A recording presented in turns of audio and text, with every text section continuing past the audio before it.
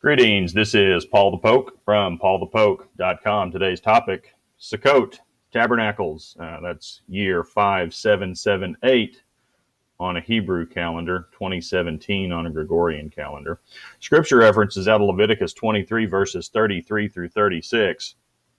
Again, the Lord spoke to Moses, saying, "Speak to the sons of Israel, saying, on the 15th of this 7th month is the Feast of Booths, for 7 days to the Lord.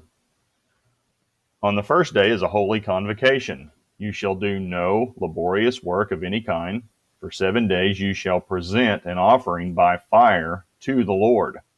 On the 8th day you shall have a holy convocation and present an offering by fire to the Lord. It is an assembly.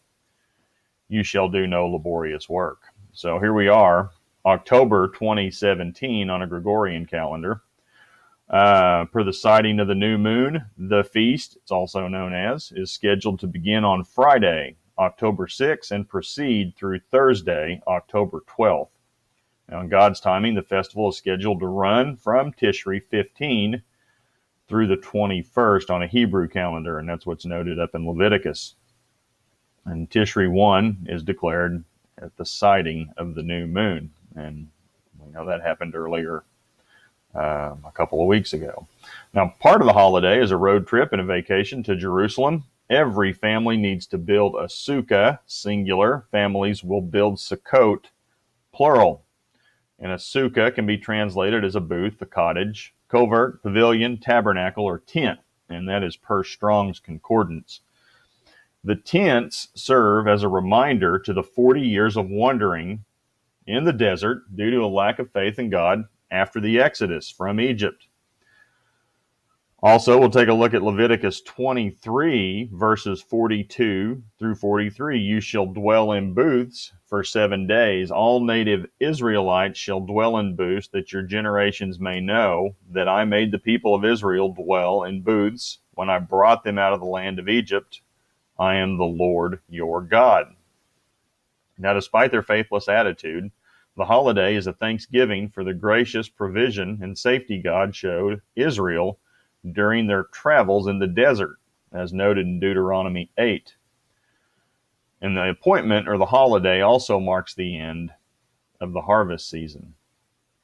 Now, for future consideration, Tabernacles is the only God-appointed feast Gentiles will be required to attend. At some point in the future, the nations will be encouraged to pay their respects to the Lord and King, Jesus Christ. And if you don't, there is a consequence. Zechariah 14, verses 16 through 19. Then everyone who survives all of the nations that have come against Jerusalem shall go up year after year to worship the King, the Lord of hosts, and to keep the Feast of Booths. And if any of the families of the earth do not go up to Jerusalem to worship the King, the Lord of hosts, there will be no rain on them. And if the family of Egypt does not go up and present themselves, then on them there shall be no rain. There shall be the plague with which the Lord afflicts the nations that do not go up to keep the Feast of Booths.